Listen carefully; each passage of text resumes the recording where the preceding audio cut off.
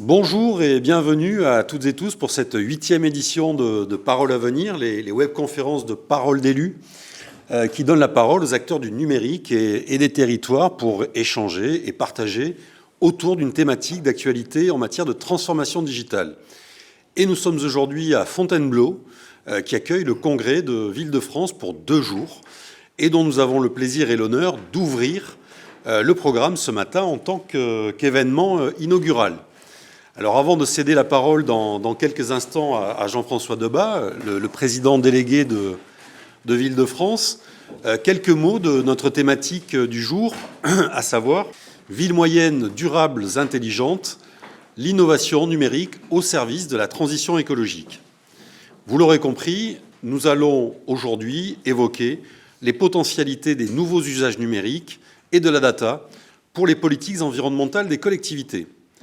Et le champ d'action de cette digitalisation, il est très vaste, du bâtiment intelligent à la gestion des déchets, en passant par les nouvelles mobilités, la préservation des ressources naturelles, la sensibilisation citoyenne à l'éco-responsabilité, le développement des circuits courts, la e-administration. Enfin, nous pourrions aborder aujourd'hui quasiment l'ensemble des compétences de la commune ou des intercommunalités sous ce double prisme de l'environnement et du numérique. Comme le temps nous est compté, au cours de cette heure, nous ne prétendrons pas à l'exhaustivité.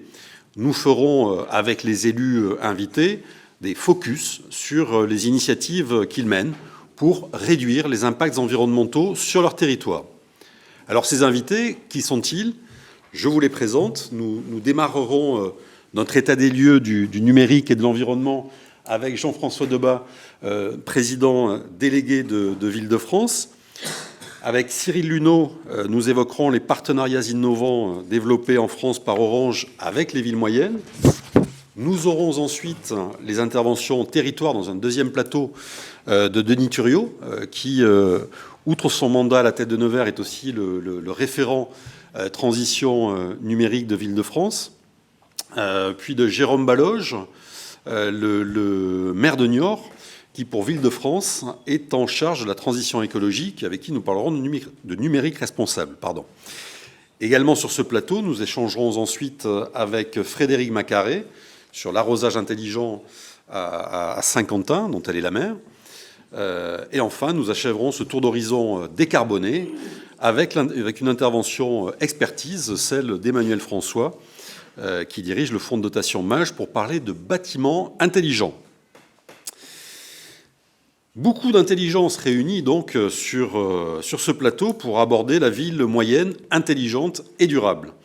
Et en matière de durabilité, ou plutôt de durée d'intervention, je ferai appel à votre sens de la concision, voire de la frugalité, pour tenir nos échanges jusqu'à 10h30 précise maximum pour la bonne poursuite du congrès. Donc, parole à venir, 8e session, nous sommes ensemble en direct du congrès de Ville-de-France à Fontainebleau. Je rappelle que vous pouvez poser vos questions ou faire part de vos réflexions via le chat Parole à venir qui est affiché sur votre écran. Je me tourne donc maintenant vers Jean-François Debat. Jean-François Debat, bonjour et merci pour cette co-organisation avec les équipes de Parole d'élus. Alors peut-être d'abord une précision, nous avions travaillé ce programme avec Caroline Cayeux, la présidente de Ville-de-France, qui, on le sait, vient d'être appelée à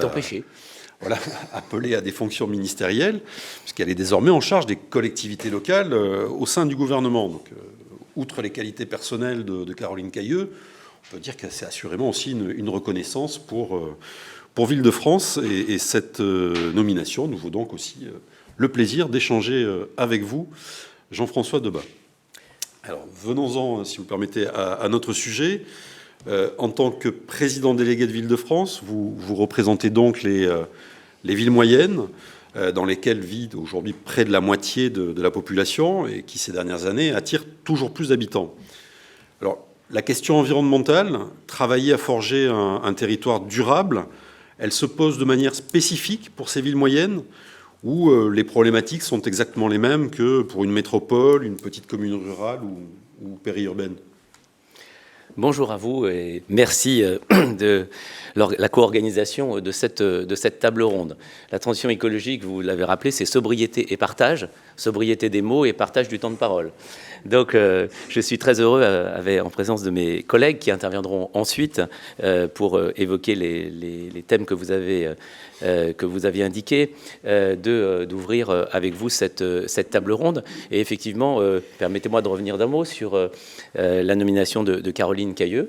C'est d'abord effectivement une belle reconnaissance de ses qualités. C'est aussi, en tout cas nous, élus, maires des villes, de villes moyennes, d'agglomérations de 20 à 100 000 habitants, eh bien c'est aussi une reconnaissance de la place de cette tranche de nos villes, qui sont à la fois des territoires de transition entre l'urbain, le périurbain et le rural, qui sont des territoires d'équilibre, qui contribuent à l'équilibre de l'ensemble de la société, et nous en sommes persuadés, et qui peuvent être aussi, et nous en sommes aussi persuadés, des territoires de bonne pratique. C'est aussi une reconnaissance, au-delà de nos sensibilités politiques personnelles, je dirais, de la place de nos collectivités dans l'édifice institutionnel de la République.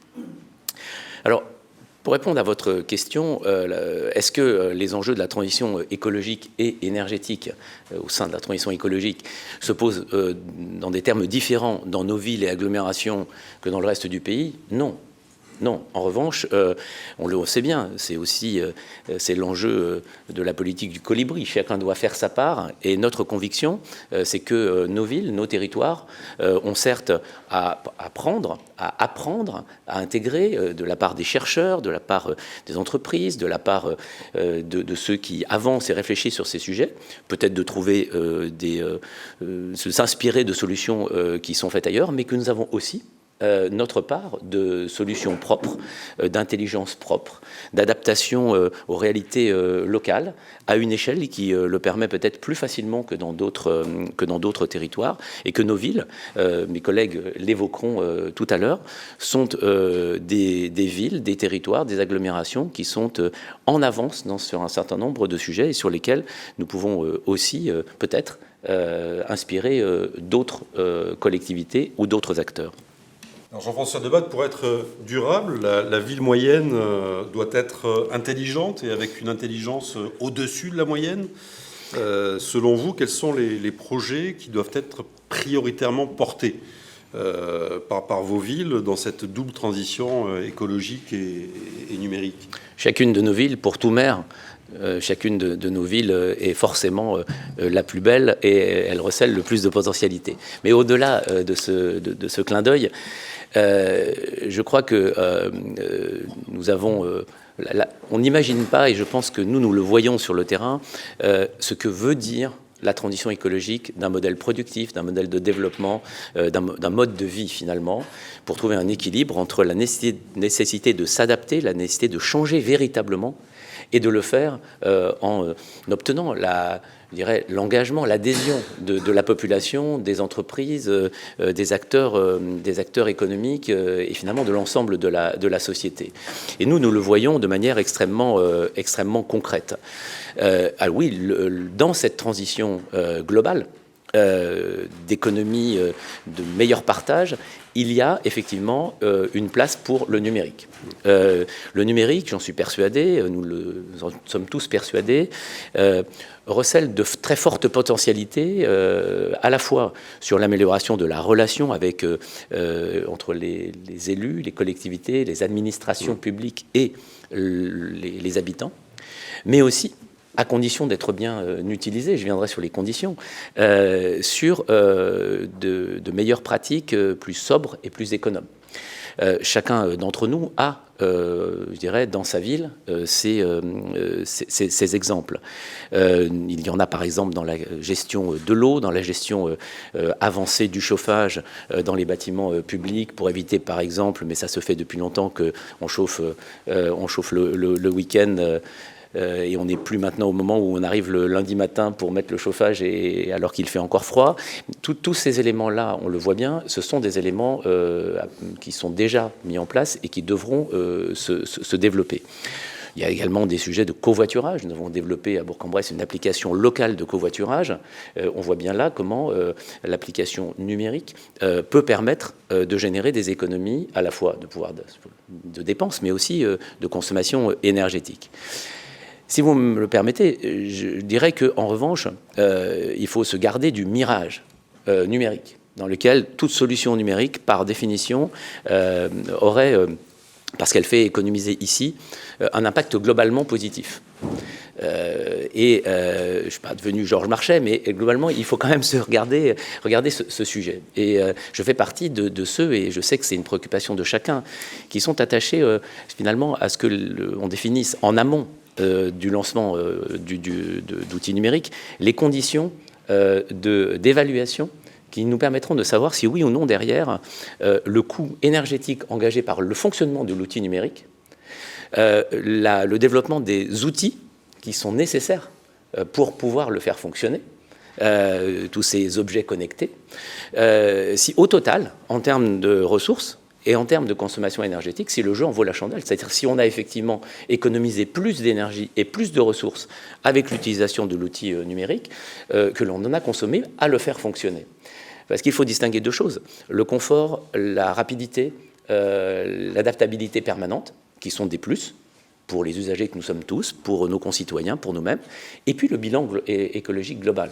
Et si aujourd'hui je forme ce souhait, c'est parce que je pense qu'il est absolument nécessaire que l'on ait soit ex-ante, et parfois c'est possible, soit au moment, dans des expérimentations, ce bilan clair, transparent, pour que finalement la consommation énergétique globale, dont on sait qu'elle explose, liée au numérique, est bien comme contrepartie une économie supérieure en termes de ressources et d'énergie.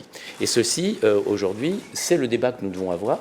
Et il faut pour cela le faire avec, je dirais, clarté, avec des professionnels, avec des outils qui soient mis sur la table. Et c'est un des enjeux majeurs et je le sais, avec le gouvernement, avec Caroline ou avec les membres du gouvernement qui sont en responsabilité de ce sujet, nous pourrons porter, parce que c'est notre vision aussi, une vision à la fois moderne, ouverte, intelligente, mais également exigeante, parce que nous le voyons bien sur tous les autres domaines. C'est le quotidien à la fois de la fonction de maire, la fonction d'élu, et également le quotidien dans nos territoires. Jean-François Debat, merci. Vous restez avec nous pour les éventuelles questions du public. Et nous poursuivons cet état des lieux du numérique pour l'environnement, avec Cyril Luneau, vers qui je me tourne à présent. Donc Cyril Luneau, bonjour. Bonjour. Je rappelle que vous êtes le directeur des relations avec les collectivités locales du groupe Orange. Alors pour commencer, je voudrais d'abord vous faire réagir sur 3 chiffres issus d'enquêtes d'opinion qui touchent à notre sujet du jour.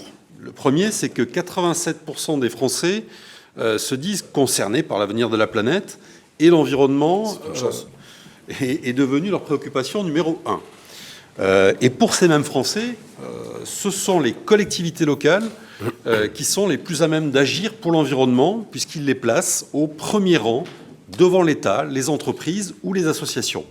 Et enfin, la troisième donnée, ils sont 63% à considérer que le numérique a un impact positif sur leur qualité de vie.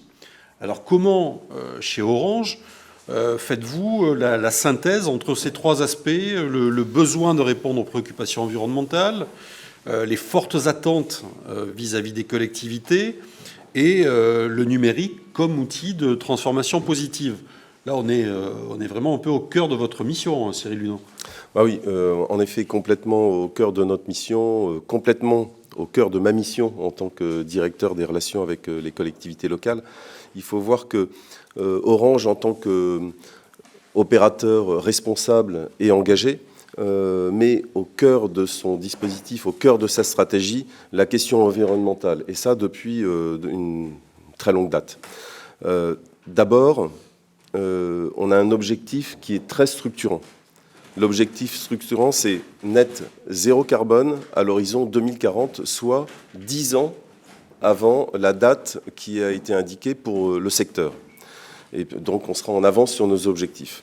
Deuxième chose, c'est que cette route, cette feuille de route qui est ambitieuse, eh bien, on ne va pas regarder à 2040 là où on en est. Mais on aura déjà donc un point de passage dès 2025. Ça se traduit par des efforts qui sont considérables pour réduire nos émissions directes et indirectes en CO2, et avec deux axes en fait. Il y en a un qui est sur nos propres émissions. Je vais vous donner quelques exemples, mais l'efficacité énergétique, alors même qu'on a une consommation qui est de plus en plus importante, hein, que l'on soit écolier, qu'on soit étudiant, qu'on soit employé, directeur d'entreprise, qu'on soit maire au foyer ou maire d'une ville moyenne, eh bien, on a une augmentation de plus de 40% par an de la consommation data. Donc, il faut le prendre en compte et on est obligé, nous, de faire un certain nombre de travaux très structurants sur le réseau. On simplifie, on modernise. Alors, c'est des nouveaux équipements qui sont beaucoup moins, qui sont nativement, qui embarquent une baisse de la consommation énergétique. On simplifie, c'est-à-dire que là, vous le savez très bien, on a construit 2 réseaux fixes. Il y en avait un qui était le cuivre et maintenant la partie fibre. Eh bien, on va basculer sur la fibre et puis on va éteindre le réseau cuivre qui est plus consommateur d'énergie. Pareil pour le mobile. On a plusieurs fréquences. On a la 2G, la 3G, la 4G et la 5G maintenant. Eh bien, il faut absolument qu'on modernise et on simplifie pour éteindre un certain nombre d'équipements qui polluent, qui sont très consommateurs d'énergie. Donc, vous voyez, on le fait. On le fait aussi avec des économies d'énergie, avec l'éolien qui vient nous apporter l'énergie nécessaire pour le fonctionnement. Et puis, les data centers qui se multiplient, eh bien, aujourd'hui, imaginez un petit peu qu'on arrive à faire 80% d'économie d'énergie sur la partie, notamment sur la partie climatisation artificielle via des nouveaux procédés. Donc, pour notre fonctionnement, on fait ces grandes transformations. Mais ce n'est pas que ça. Il faut le faire aussi en embarquant tout le monde, c'est-à-dire notamment nos sous-traitants. Donc on a un besoin de travailler avec nos différents partenaires pour que cette responsabilité énergétique se fasse ensemble, et notamment à travers le cahier des charges que l'on embarque avec nos différents achats. Et puis en aval, avec nos clients, si les bonnes pratiques ne sont pas prises en compte et qu'on n'accompagne pas sur la formation, sur l'appropriation de ces bonnes pratiques, ça ne marche pas. Typiquement, pendant la période Covid, on s'est aperçu évidemment que tout le monde utilisait son mobile, mais si on utilise son mobile, on consomme plus d'énergie que si on passait en Wi-Fi via son mobile, alors qu'on a une box, etc. Donc ça, il faut l'accompagner, et puis ça aide tout le monde à avoir une meilleure connexion. Donc, typiquement, voilà. Et puis, enfin, avec les collectivités, on le disait, avec les collectivités locales, on a mis en place des programmes qui sont notamment la collecte de mobiles, la collecte de terminaux. Et il faut savoir qu'on a collecté 150 000 mobiles. Et ça, on l'a fait avec 2500 collectivités. Donc, vous voyez, on le fait d'une manière... c'est au plus profond des terrains, des territoires, qu'on arrive à le faire. Donc ça, c'est un premier point. Deuxième chose, c'est au niveau des collectivités, on l'a dit, qui sont en première ligne. Moi, je suis ravi de voir que, y compris tous les Français se rendent compte que la collectivité, et notamment la municipalité, est au cœur de ce système. Eh bien, c'est des nouveaux services publics. Il faudra évidemment qu'avec les maires, avec Jean-François Debat, eh bien, qu'on puisse analyser cet apport qu'a le numérique dans le bon fonctionnement responsable au sein de la ville, mais c'est en fait à la recherche de nouveaux services publics plus efficaces, plus performants et plus simples, des solutions de connaissance du territoire, c'est comment se déplacer en ville, aller chez un commerçant local pour trouver, et y compris avec une application que l'on pourrait avoir sur la ville, trouver le meilleur moyen d'y aller, trouver la place de parking qui est disponible, etc. C'est ça qui va permettre, ou le covoiturage dont parlait Jean-François. Donc ça, c'est essentiel justement pour que l'on puisse avancer. Et c'est pas le numérique pour le numérique, la technologie pour la technologie, mais c'est au service d'une politique, et une politique concertée entre les acteurs économiques et les acteurs publics. Voilà à peu près les quelques points. On pourrait parler d'un certain nombre d'autres sujets, notamment sur la transformation numérique et de la donnée. C'est un véritable outil d'aide à la décision. On va en parler avec la mobilité, les bâtiments intelligents, la gestion des différents déchets et le développement du tourisme durable. Tout ça est au cœur de notre dispositif et c'est cette concertation entre acteurs publics et acteurs économiques qui rend l'efficacité énergétique et au service d'une modernité et d'un citoyen plus au cœur de la cité. Alors peut-être quelques exemples. Aujourd'hui, on est au congrès annuel de Ville-de-France, donc des villes moyennes. Jean-François Debat a évoqué leurs spécificités, leur rôle et leurs atouts dans la transformation écologique. Comment, chez Orange, vous travaillez avec ces collectivités donc pour des territoires plus durables? Sur quel sujet, quel déploiement d'outils ou services? Peut-être quelques exemples rapides, parce qu'on a déjà dérivé de quelques minutes. Oui, alors je me dépêche très vite. D'abord, on a essayé de tout recentrer sur une brochure qu'on vient d'éditer, qui est Ville et territoire durable. Donc vous pourrez trouver toutes les solutions. C'est pas des solutions Orange, c'est pas du tout ce qu'on a mis en place. C'est quelles sont les solutions qui existent aujourd'hui pour avoir une meilleure maîtrise du fonctionnement à l'intérieur d'une cité, à l'intérieur d'une ville, et moderniser via des nouveaux services au service des citoyens. Donc ça, c'est le premier point. Des centaines de projets, des centaines de territoires intelligents et durables, bien sûr, mais on le fait grâce à ce partenariat avec Ville-de-France. Des usages, on pourrait en citer comme celle que l'on fait à Sainte-Foy-les-Lyons, par exemple, qui souhaitent analyser tout simplement les flux de circulation du public. C'est que ce soit le public local, que ce soit les touristes, selon les périodes creuses, les périodes fortes d'affluence. C'est des solutions qui sont basées sur la data et qui permettent d'analyser la mobilité touristique et résidentielle. À Narbonne, par exemple, il y a eu une crise, il y a eu cette crise sanitaire et on voulait s'assurer que la qualité de l'air, finalement, dans les salles de classe était importante. Donc on met en place des capteurs avec la mesure de CO2, tout simplement. Et on moniteur finalement la qualité de l'air à l'intérieur des écoles. On travaille dans la co-construction avec Denis Thuriot sur la ville de Nevers. C'est vraiment une concertation régulière et qui permet que des groupes comme Orange puissent développer des services qui sont vraiment attendus par les collectivités. C'est ça qui est important. On part de la vision de l'élu et non pas de la vision de l'industriel. Ce qui a changé, c'est vraiment ça. Voilà, donc plus inclusif, on l'a dit, il y a un accompagnement qui est essentiel si on veut que tout le monde se l'approprie, encore une fois. Et ces sujets qui sont les services numériques au service de la gestion de la ville, ça n'est pas seulement un sujet du directeur des systèmes d'information. C'est le maire, c'est le président de l'agglo, c'est le DGS, c'est un sujet de politique globale aujourd'hui. Et c'est ça qui est important. La gouvernance de la donnée est essentielle pour qu'on réussisse. Et c'est en ce sens qu'on souhaite travailler encore plus dans le cadre de ces 2 journées à Fontainebleau pour bien comprendre si on est sur le bon chemin pour arriver à rendre le service que l'on doit en tant qu'Orange, en tant qu'opérateur responsable et engagé. Voilà ce que je pouvais vous dire. Essentiel. Donc merci Cyril Luneau, merci Jean-François Debat. On vous retrouve en fin de programme pour le mot de la fin. Et alors je vous propose qu'on va passer sur les questions du public parce qu'on a déjà pris quelques minutes et je sais qu'il est essentiel que vous puissiez vous rendre après, donc qu'on soit en temps et en heure. Donc j'appelle le plateau suivant avec les 3 élus, Frédéric Macaré, Jérôme Baloge et Denis Thuriot, à me rejoindre.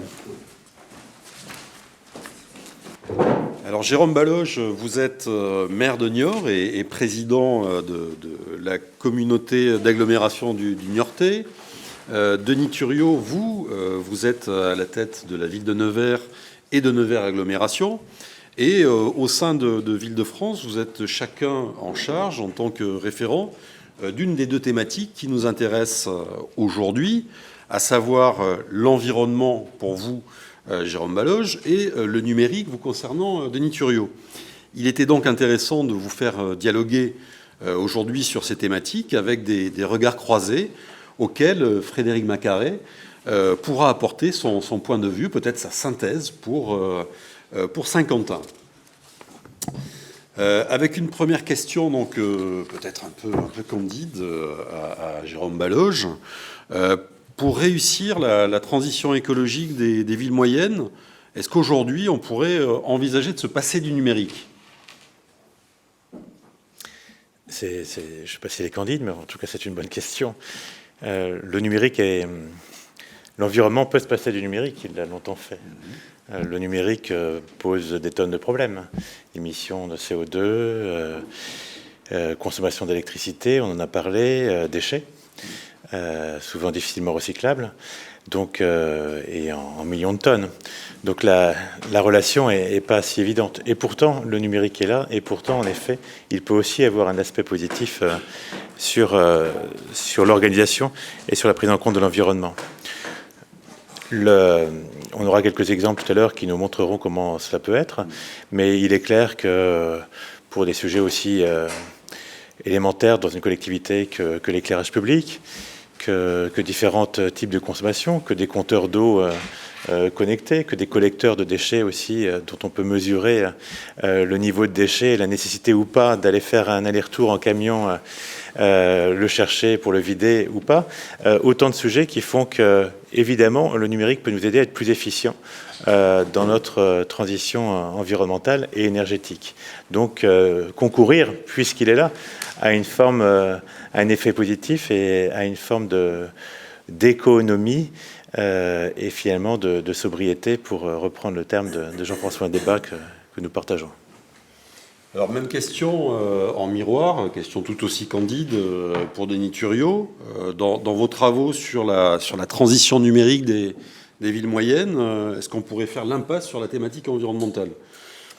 Bien sûr que non, mais je pense que Jérôme Baloge le sait, nous ne pouvons pas nous passer l'un de l'autre, en tout cas en matière de politique publique. Et aujourd'hui, l'avantage de ces deux thématiques qui se croisent, c'est qu'elles sont transversales. À la fois, aujourd'hui, on envisage l'ensemble de ce qu'on développe sur nos territoires avec un aspect développement durable, quelle que soit la connotation politique ou pas, et on se sert aussi de l'outil numérique. Je pense que ça a été dit par Jean-François Debat tout à l'heure, ça n'est qu'un outil, c'est pas un but, le numérique, c'est un moyen justement de mieux maîtriser les choses, et donc on peut l'aborder de façon responsable. Je crois que Jérôme Baloge parlera tout à l'heure du label numérique responsable. Par exemple, la ville de Nevers est en train de concourir pour l'obtenir, et en même temps de développer la 5G. Moi, ce que je souhaite démontrer, notamment par le groupe de travail numérique de Ville de France, puisqu'on fait partie du comité de transparence de déploiement de la 5G, c'est qu'on peut être capable de porter des nouvelles technologies, parfois décriées, et en fait, si on cherche un peu, les raisons ne sont pas toujours très objectives, à partir du moment où on maîtrise bien les choses, et puis en même temps, on peut croiser avec nos besoins, de mieux montrer qu'on respecte l'environnement et qu'on soit dans le développement durable.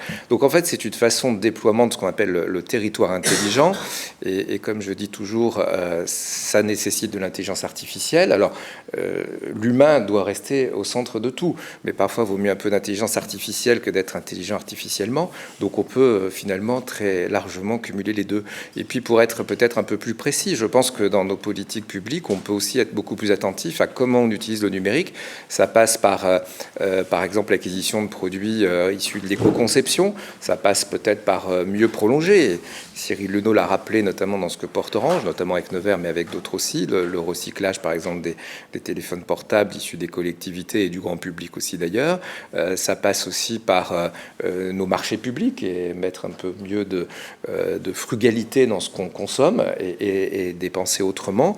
Donc, voilà, des achats durables et puis sensibiliser. On parle beaucoup, notamment des conseillers numériques. Je pense qu'il faut faire de la pédagogie avant tout auprès de nos agents, auprès du public, pour leur dire qu'il y a une façon d'utiliser le numérique qui peut être intelligente, issue de l'intelligence humaine, et ne serait-ce que couper un ordinateur le soir plutôt que de le laisser fonctionner toute la nuit.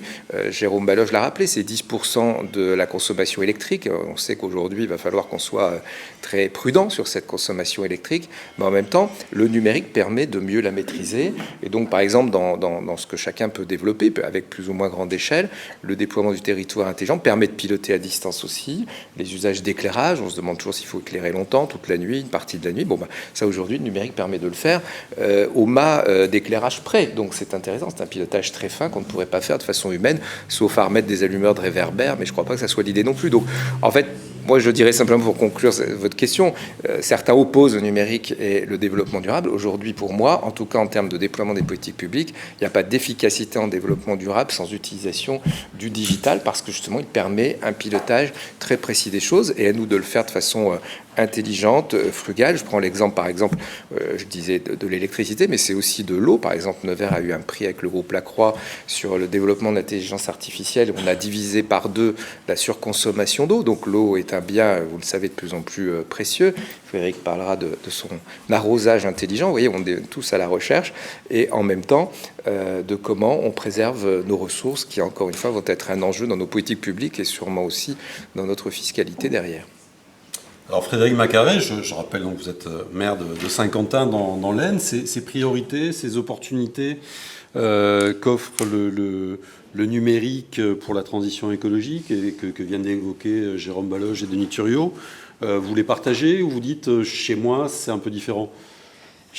Bonjour à tous d'abord, ravi de retrouver tous les collègues pour ce congrès Ville-de-France. Je pense qu'on partage à peu près le même point de vue. On a été sans doute pendant une époque où il y a eu un développement de beaucoup d'outils extrêmement agréables pour les uns et les autres, beaucoup d'usages.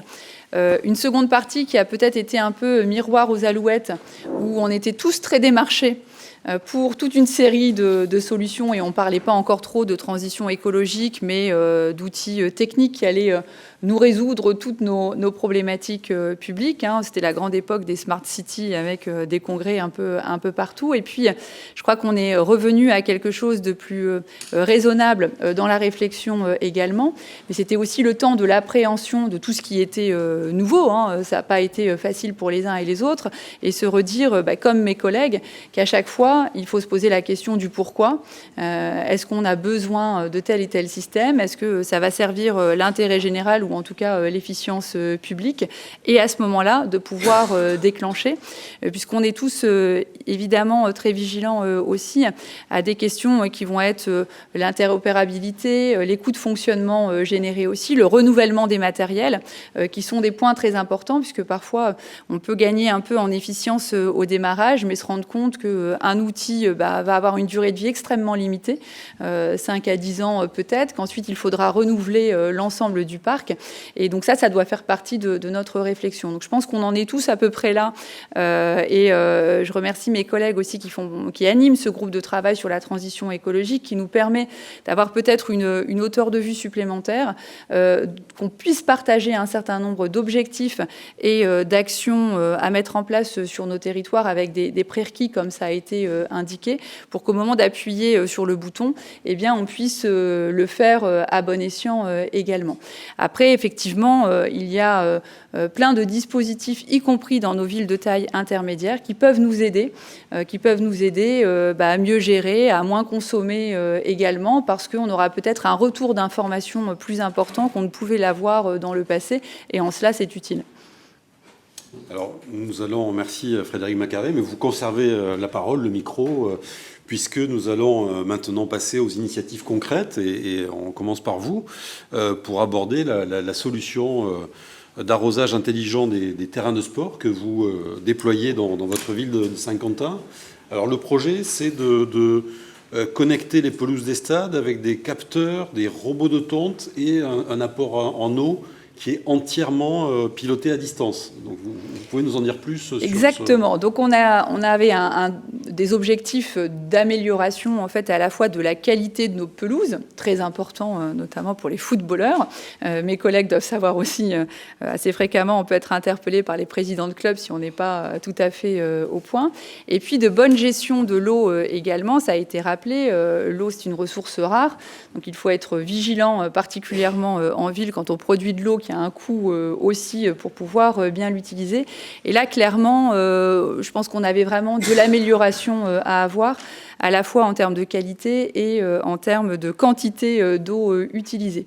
Donc c'est finalement assez simple dans le fonctionnement. C'est des capteurs qui permettent de voir l'humidité du sol.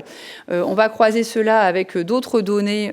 Une donnée qui est très importante, c'est l'utilisation des terrains. On va essayer d'éviter d'envoyer l'arrosage automatique quand il y a des footballeurs dessus. C'est mieux quand même. Et on le croise aussi avec du robot de tonte, puisque nous sommes équipés sur certains terrains de robots de tonte pour pouvoir utiliser tous ces outils-là au bon moment. Donc nous l'avons mis en place sur 3 terrains importants sur le foot. On a une économie d'eau de 35%. Donc c'est vraiment très important. Alors, dans une année comme celle-ci, où on vit particulièrement aujourd'hui la canicule, c'est important. Et je redis, meilleure qualité aussi du rendu. Et sans doute, on peut utiliser nos agents sur d'autres missions qui vont être plus importantes que ces missions-là, qui étaient encore assez aléatoires. Alors, et ce cas d'usage, d'exploitation sur le terrain de sport, ça pourrait déboucher sur on pourrait, oui, alors quand on a vu les bons résultats, là, moins 35%, on en a été très satisfait. Donc on est passé d'un terrain à 3 terrains. C'était une solution encore innovante puisque, en fait, on l'a mis en place de toutes pièces avec des sociétés avec lesquelles on a travaillé. Et c'est le genre d'initiative, c'est un peu l'esprit de Ville-de-France aussi, qui peut être repartagé pour être démultiplié sur un certain nombre d'autres territoires. Alors là, c'est bien pour ces terrains de sport, mais ça pourrait aussi voir le jour sur d'autres lieux qui ont besoin d'arrosage, si tant est qu'on ait le droit d'arroser aussi, puisque ça dépend des arrêtés préfectoraux. Merci Frédéric Macaré. Vous restez avec nous pour les questions du public tout à l'heure. Si nous avons le temps, je me tourne à nouveau vers Denis Thuriot. Denis Thuriot, on l'a compris, vous êtes un maire en pointe dans l'utilisation du numérique sur votre territoire.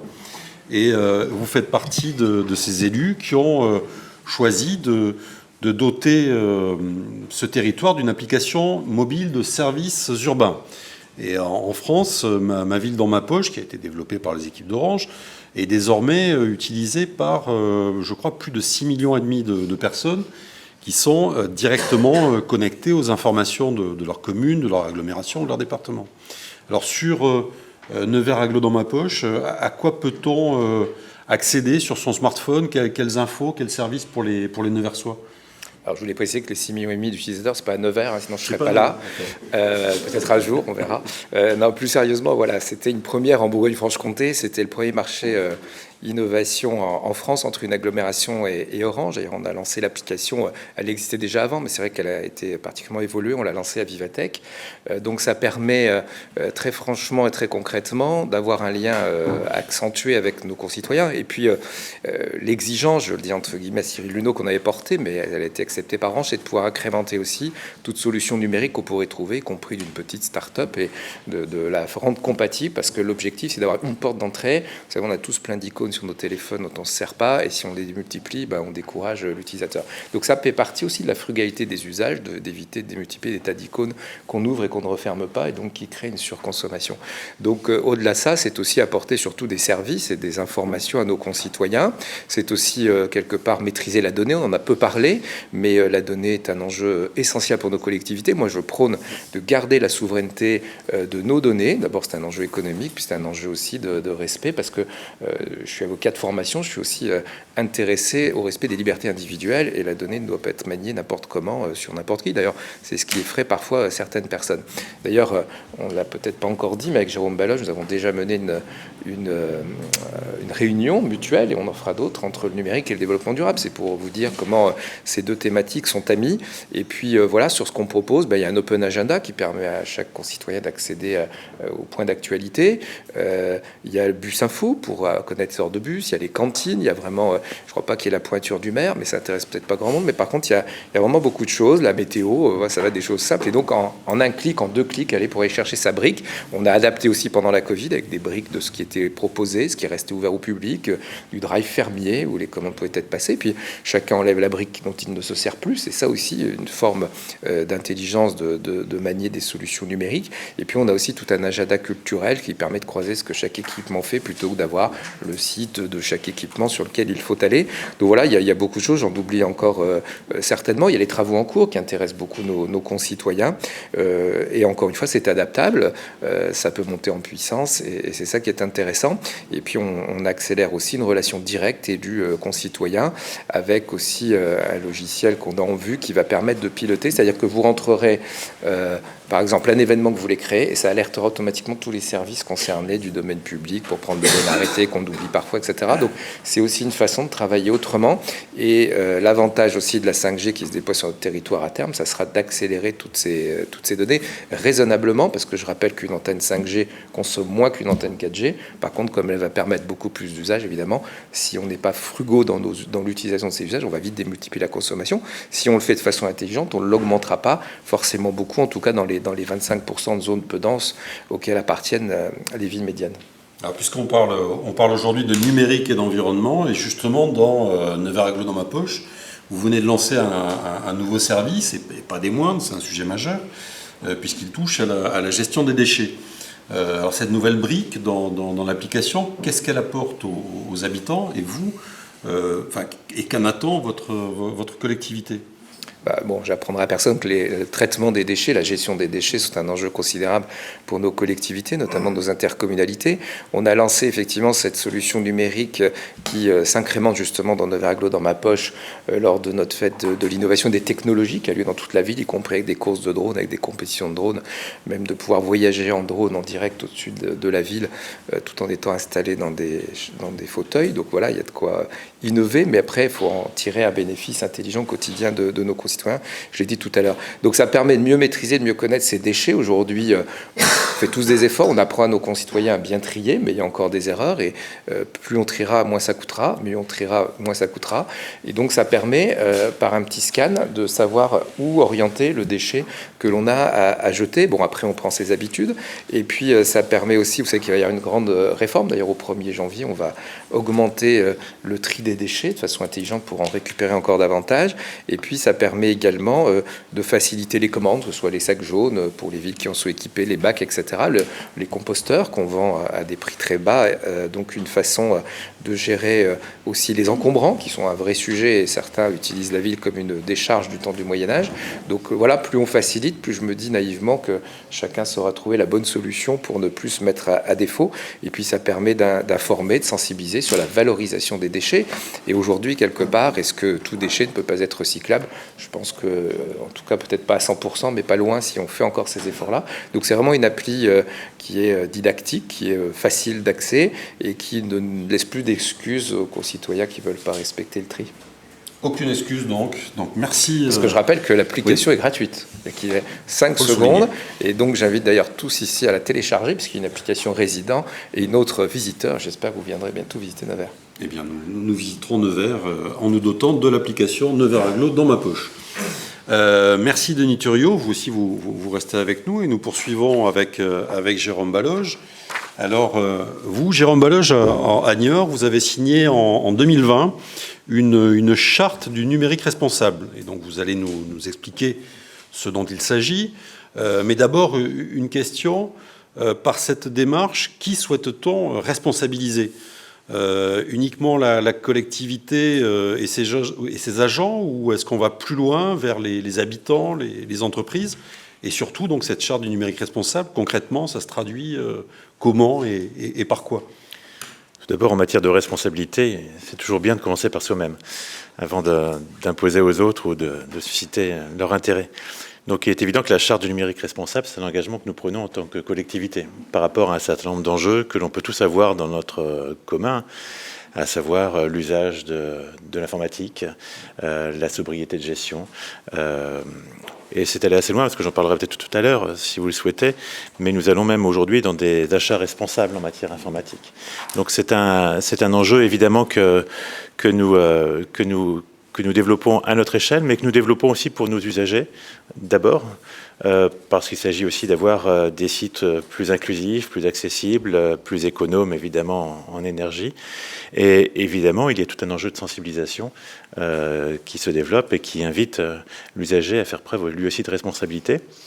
Ce qui est un enjeu non négligeable aujourd'hui, où on voit des consommations, enfin, c'était évoqué tout à l'heure, via la 5G et via des réseaux sociaux qui sont très pourvoyeurs de vidéos, qui s'entassent sur un certain nombre de clouds ou de serveurs et qui suscitent des consommations assez considérables. Alors, qu'est-ce qui va changer avec la loi REEN de réduction de l'empreinte environnementale du numérique? Et est-ce que, avec cette charte du numérique responsable, vous avez pris en quelque sorte de l'avance dans la définition de votre stratégie numérique responsable, pour laquelle je rappelle que vous devrez, enfin pas vous, toutes les collectivités, devront remettre un premier programme de travail en 2023. Le 1er janvier 2023, demain. Absolument. Bon, je pense que toutes les collectivités regardent cette échéance avec intérêt et stimulation. Donc l'enjeu n'est pas de savoir qui est le premier, mais qu'on soit bien tous au rendez-vous de ces enjeux-là.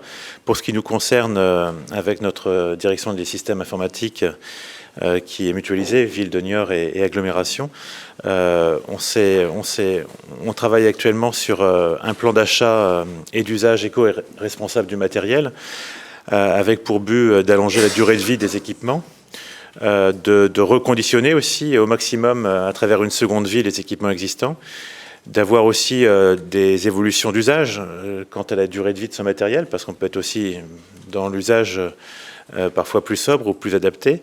Et puis, enfin, et d'ores et déjà, c'est le marché des achats, acheter responsable, avec les enjeux d'écolabel, de réparabilité, de garantie. Et puis, c'est la sensibilisation de nos agents aussi, avec ceux de la direction des services informatiques. C'est enfin aussi beaucoup d'ateliers que nous pouvons développer avec les usagers et les ateliers numériques responsables que l'on a mis en place ces 2 dernières années. C'est enfin l'organisation d'une fresque du numérique, un peu à l'image de la fresque du climat, avec les agents de la ville, les représentants d'entreprises, pour former des animateurs de fresques et démultiplier et donc sensibiliser. C'est aussi où on a un grand salon du numérique, puisque Niort, c'est l'assurance, donc c'est aussi la Surtech. Et donc on a un grand salon qui se tient en général tous les mois d'octobre. Et on va mettre en place 2 masterclass sur le sujet du numérique responsable, avec des étudiants de Niort et de l'Université de La Rochelle, qui auront justement un rôle d'ambassadeur auprès des visiteurs de ce salon de professionnels pour les sensibiliser sur cet enjeu-là qui devient un enjeu, mais qui n'est pas l'enjeu prévalent et qui pourtant est considérable au regard du contexte international, au regard du contexte plus global, qui est celui de l'environnement. Donc voilà. Et nous avons aussi des bonnes nouvelles, parce que cette sensibilisation, indirectement, le territoire est peut-être favorable. Nous avons aussi la première entreprise à mission du numérique, éco-responsable, qui est Data Campus, qui est le premier cloud, le premier hébergeur plus exactement, qui est basé sur 100% d'énergie renouvelable et l'utilisation de technologies qui se veulent aussi responsables. Donc la logique d'entreprise à mission oblige l'hébergeur à mesurer son impact environnemental et aussi l'impact des données et la conservation des données par rapport à ce que Denis Thuriot pouvait dire et à l'inquiétude qu'on peut avoir quant à l'usage qui en est fait demain. Et puis on a aussi des ateliers d'insertion qui se développent dans le nord du département, avec lesquels on coopère, avec un enjeu de recyclage, de récupération et de recyclage du matériel informatique, ce qui permet d'avoir un bienfait environnemental et d'avoir un enjeu social non négligeable à travers ces récupérations et ce recyclage. Voilà quelques exemples d'actions locales parmi beaucoup d'autres. Bien, alors peut-être très rapidement, quelques questions qui nous sont parvenues, mais je dis bien très rapidement parce qu'on a peu de marge. Alors une question sur écologie, alors qui n'est pas forcément dirigée, je prenais la balle au bon. Écologie et cybersécurité sont-elles compatibles à une période où les attaques contre les collectivités se multiplient ? qui souhaitent... Écologie et cybersécurité, je ne sais pas. Cybersécurité, c'est un enjeu très important pour nous tous, avec des attaques permanentes. Je crois que tous les jours, nos services se font attaquer avec des choses plus ou moins graves, ce qui nous oblige aussi à avoir de la technicité, des collaborateurs qui sont en mesure de la formation, des intervenants extérieurs également, avec une obligation de se remettre à jour. On est tout le temps obsolète sur ces questions-là, et à chaque fois qu'on ouvre des possibilités supplémentaires à la fois dans notre propre gestion, tous les exemples que l'on a donnés, quelque part, il y a de la faille qui peut-être entrer également, notamment sur toutes les supervisions de nos services auxquels on est très vigilant également, parce qu'il ne s'agit pas de mettre le service public en rade en cas de difficulté. Donc c'est un enjeu très très important, la cybersécurité. Et ce sera très certainement la thématique d'un des prochains programmes de parole à venir. Je veux bien ajouter quelque chose sur la compatibilité écologie et cybersécurité. C'est vrai que ça nécessite forcément plus de moyens si on veut mieux se protéger. Mais en même temps, ça passe aussi par la conservation des données, notamment dans des data centers. Je vois, j'en mets un en construction bientôt. Et vous avez des data centers de plus en plus vertueux, notamment avec la récupération de la chaleur fatale pour chauffer des piscines, des bâtiments publics, etc. Donc aujourd'hui, justement, la conservation des données est un enjeu économique pour nos collectivités, puisqu'on peut aussi héberger, les faire hybrides, notamment ou avec agrément de santé. Donc ça permet de bien maîtriser là où les données sont conservées, parce que dans l'absolu, il y a un effet psychologique. Beaucoup ont envie que leurs données soient à côté, mais qu'elles soient à New York, à Fontainebleau ou ailleurs, c'est la même chose. C'est la façon dont elles sont conservées, puis la façon dont fonctionne le data center, la façon dont il est refroidi, la façon dont on utilise l'air, à la fois quand il rentre et quand il sort. Et au contraire, ça peut avoir même des vertus écologiques.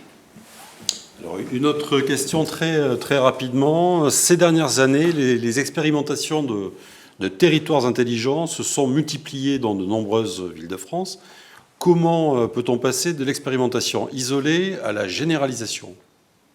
Avec des moyens. Parce que c'est ça souvent qui manque, c'est pas l'envie et les idées. On n'a pas parlé par exemple des mobilités, mais les mobilités c'est à la fois du développement durable et une gestion aujourd'hui technologique. Le stationnement, le e-stationnement qu'on retrouve dans Nevers-Aglo dans ma poche, aujourd'hui de plus en plus de rues sont équipées de capteurs, ça évite aux gens de se perdre là où il n'y a pas de place et d'aller dans les rues où il y a de l'espace et de maîtriser après la durée durant laquelle on veut que les véhicules stationnent. Donc c'est un exemple, on pourrait en citer plein d'autres, mais voilà une façon d'aborder le numérique et le développement durable de façon intelligente. Sans ces solutions-là, les gens vont continuer à consommer de l'hydrocarbure ou de l'électricité pour rien. Donc voilà, c'est une nouvelle approche. On est quand même très loin de la ville intelligente, du rêve posé d'une ville intelligente qui parfois pourrait être terrifiante quand on voit des modèles extrêmes orientaux et les impacts que ça peut avoir. Aujourd'hui, je pense, et Frédéric Macaré le disait, on a un peu quitté le domaine du gadget pour avoir un côté très pratico-pratique. La partie connectée nous intéresse parce qu'elle rend un certain nombre de services, parce qu'elle est elle rentre dans un cycle économique au sens le plus basique du terme, et que ça met en effet de l'intelligence collective. Ça participe d'une intelligence qui à la base reste une intelligence démocratique, humaine, et que c'est un moyen d'eux. Donc c'est intéressant pour les parkings, c'est intéressant pour un certain nombre de choses, pour les déchets, etc., qu'on a évoqué, mais je pense qu'aujourd'hui on a ce recul sur la promesse d'une smart city, dont d'ailleurs on utilisait un anglicisme pour envisager peut-être une promesse encore plus importante et futuriste. La réalité, c'est que ce futur viendra peut-être, mais qu'aujourd'hui on n'a pas d'intérêt à mettre des capteurs partout, surtout et n'importe quoi, parce que pour ça il faudrait des outils de gestion particuliers, et puis il faudrait un besoin particulier. Et à l'heure qui est la nôtre, dans l'environnement et le contexte qui est le nôtre, on a un enjeu de sobriété qui vient heureusement nous pose les bonnes questions, il nous fait poser les bonnes questions quant au bon usage qu'on a. On a tous tenté d'avoir un peu plus, d'avoir des gadgets, mais quand on se pose la question de ce dont on a vraiment besoin, eh bien c'est vrai qu'on se dit que on revient à des choses plus essentielles, en tout cas beaucoup plus pratiques. Ça ne veut pas dire que le numérique n'a pas sa place, il a sa place, mais quand il répond très concrètement à des besoins qui sont ceux d'aujourd'hui et ceux de nos concitoyens. Alors on va rester. Merci à tous les trois. On va rester sur l'intelligence et la Smart City avec Emmanuel François qui va nous parler maintenant de bâtiments, de bâtiments intelligents. Je crois que pour ce dernier plateau, nous aurons Jean-François Debat qui va revenir pour le mot de la fin et Emmanuel François. Alors, Emmanuel François, je l'ai dit tout à l'heure, vous êtes le président du fonds de dotation MAGE. Et donc, généralement, quand on parle de bâtiments et d'environnement, c'est pour souligner que le bâti constitue un des tout premiers postes d'impact environnemental. Alors, on sait que la France compte 940 millions de mètres carrés d'immobilier tertiaire. C'est environ un quart des édifices présents sur le territoire. Mais l'impact environnemental, lui, il est plus élevé puisque ces bâtiments tertiaires pèsent pour un tiers des consommations énergétiques et une part identique des émissions de gaz à effet de serre. Alors, pour réduire ces impacts, donc le smart building, le bâtiment intelligent, a des solutions à apporter, et c'est ce que nous allons voir avec vous, Emmanuel François. Mais peut-être tout d'abord une première question, parce que parfois on se pose... quel est le périmètre de ce smart building? On parle de l'acte de construire ou de la phase d'exploitation d'un bâtiment? On parle de l'ensemble, en fait. Le bâtiment, il faut le prendre dans son ensemble, de sa conception jusqu'à sa destruction. Et le bâtiment dans le quartier et dans la ville. Ce qui est déjà une nouveauté, parce que jusqu'à présent, on pensait surtout bâtiment à lui seul, isolé. Et aujourd'hui, on voit bien que ce n'est plus possible. Mais tout d'abord, je souhaiterais rappeler un lieu commun, c'est qu'on est rentré dans cette ère numérique. Et la conséquence, c'est qu'aujourd'hui, tout humain, à terme, tout humain, toute mobilité, tout bâtiment, toute infrastructure sera connecté, hyper connecté, et interagira en temps réel. C'est cette notion d'interaction en temps réel qui est importante. Et je dis bien qu'on le veuille ou non. Parce que, je ne sais pas si vous avez lu la presse aujourd'hui, on est maintenant pratiquement 8 milliards d'habitants. Il y a 150 années, on n'était qu'1 milliard. Et c'est vrai qu'aujourd'hui, on a un problème de ressources. Et ce problème de ressources, on ne l'avait pas à 1 milliard, mais on l'a nécessairement à 8 milliards. Et je crois que c'est M. Baloge qui a parlé de partager. Effectivement, ou Jean-François Debat aussi, on est obligé d'aller vers cette notion de partage des ressources. Mais ce partage des ressources ne peut aller que si, effectivement, on a des citoyens qui sont informés en temps réel et responsabilisés en temps réel. Et ça, si vous voulez, c'est fondamental. Par rapport à ces enjeux, je souligne aussi que ces dernières années, on a eu une précipitation de certaines mutations de notre société, avec le Covid notamment. Et on voit aujourd'hui que l'ensemble des activités humaines ont changé. On ne travaille plus comme avant, on parle de travail hybride, on n'enseigne plus comme avant, on ne soigne plus comme avant, on ne commerce plus comme avant. Et aujourd'hui, par rapport à la mutation des activités humaines, est-ce que les bâtiments et la ville ont changé? Non. On a un vrai sujet. On a un vrai sujet, et c'est pour ça que je suis heureux d'être ici, et où je pense que les élus ont un rôle à jouer.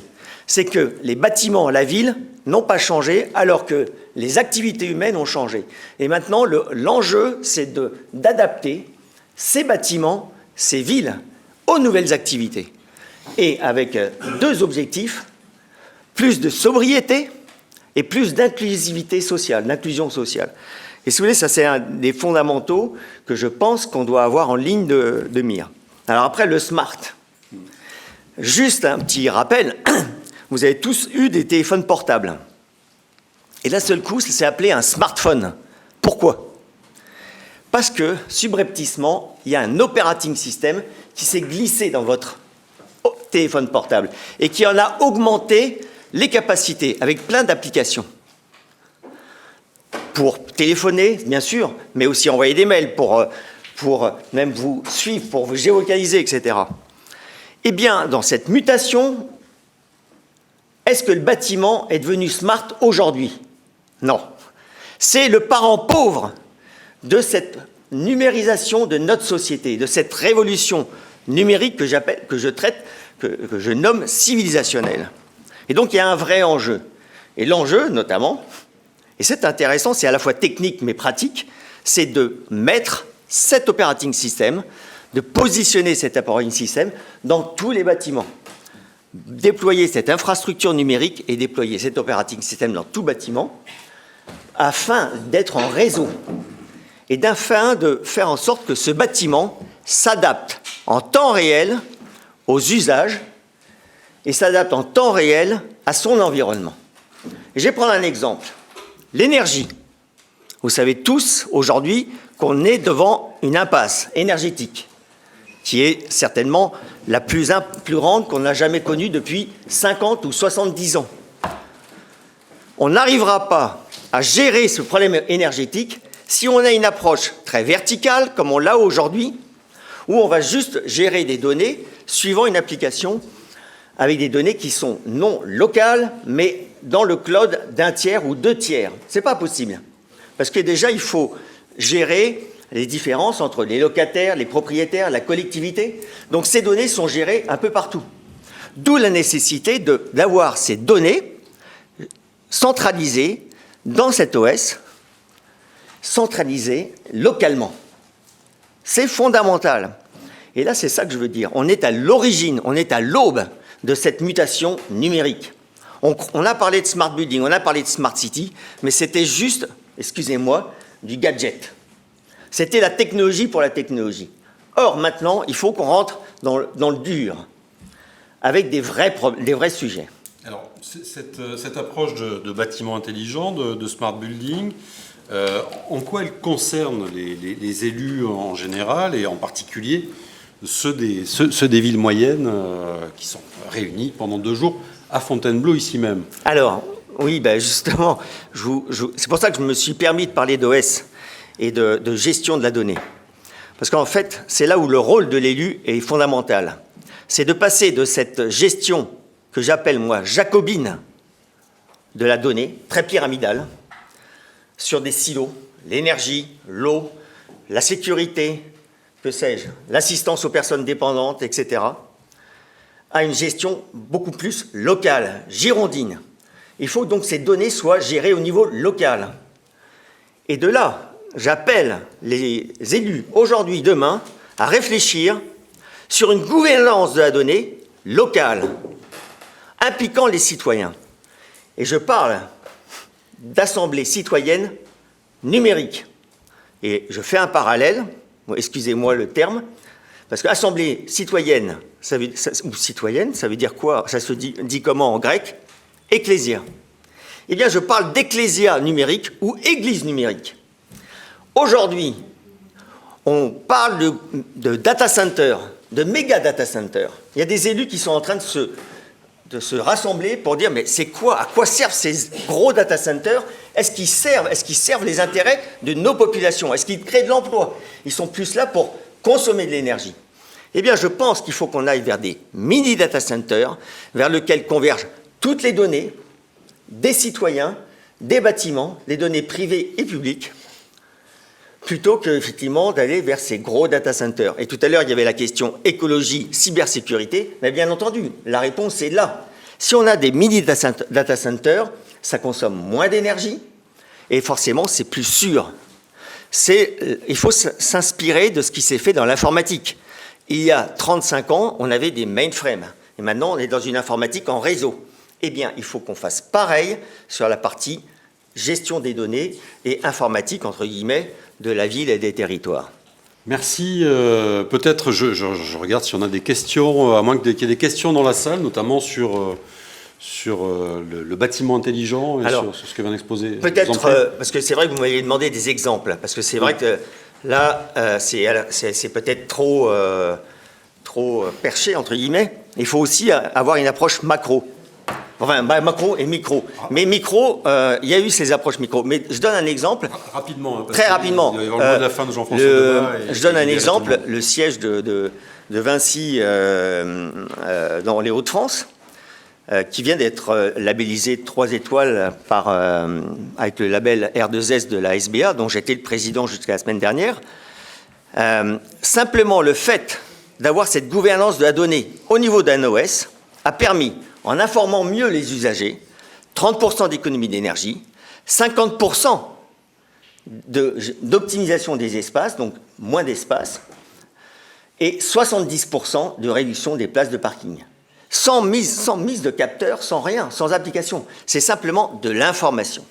Et vous voyez, c'est ça qui est important. Je pense que c'est un exemple et qui est forcément valable, à mon avis, à l'ensemble des bâtiments. On voit que les gisements sont importants grâce aux bâtiments intelligents. Eh bien, je me tourne à présent vers Jean-François Debat, à nouveau, le président délégué de Ville-de-France, pour conclure notre programme.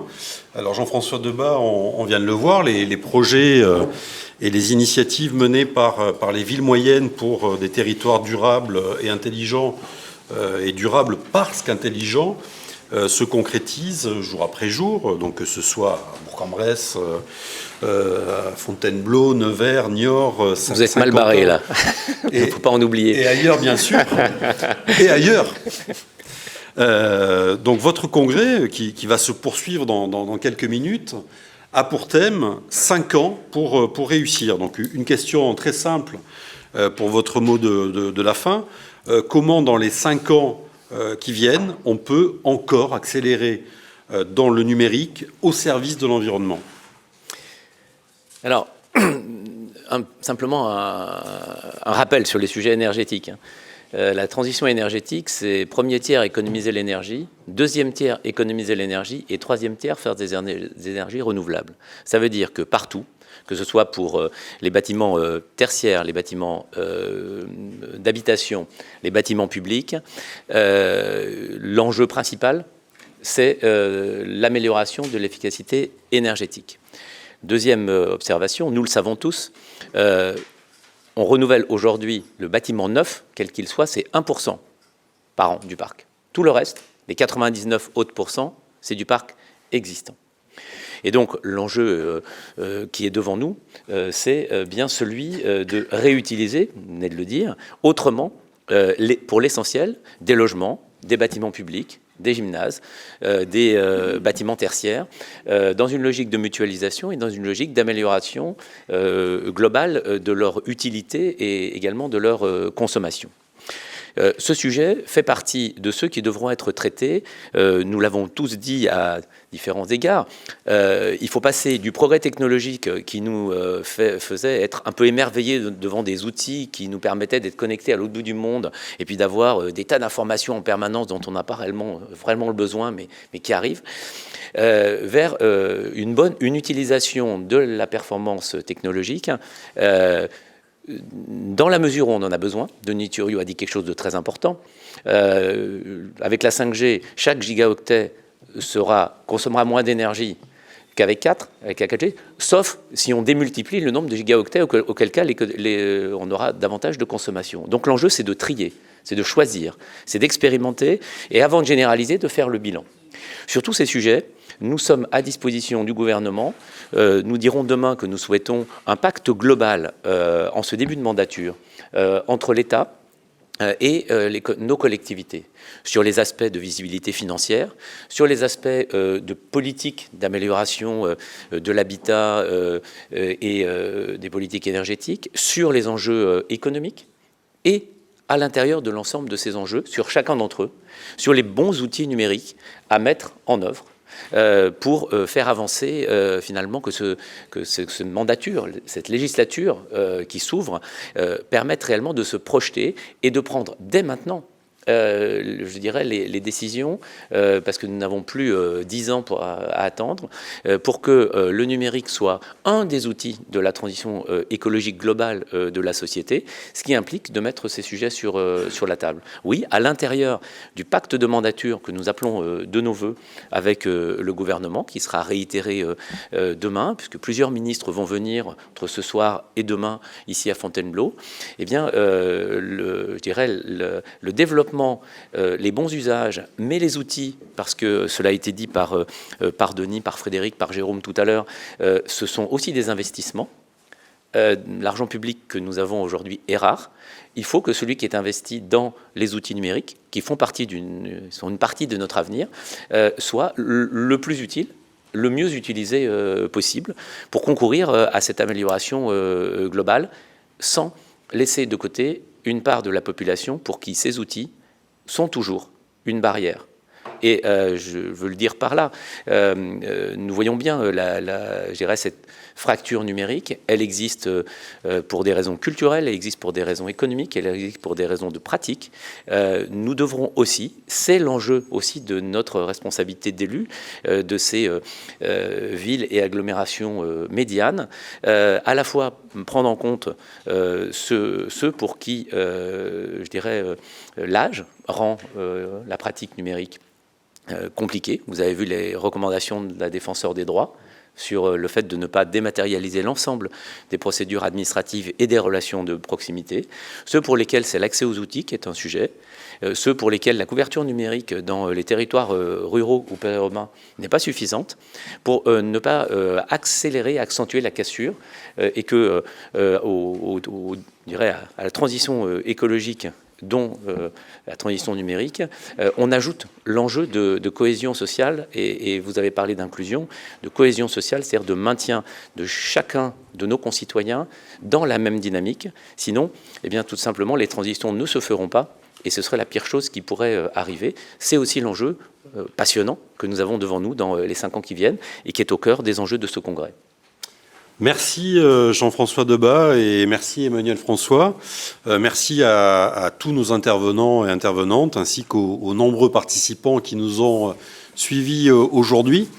Tous nos encouragements pour la suite du congrès de Ville-de-France qui se poursuit avec un riche programme aujourd'hui et demain à Fontainebleau. Je signale que si vous souhaitez prolonger la réflexion sur la transformation numérique du territoire, de nombreux articles et interviews sont bien sûr consultables en ligne sur le site de paroledelus.com. Et nous nous retrouverons d'ici quelques semaines pour aborder une nouvelle thématique de l'actualité des territoires et du numérique à l'automne 2022. D'ici là, bel été et à bientôt donc pour d'autres paroles à venir.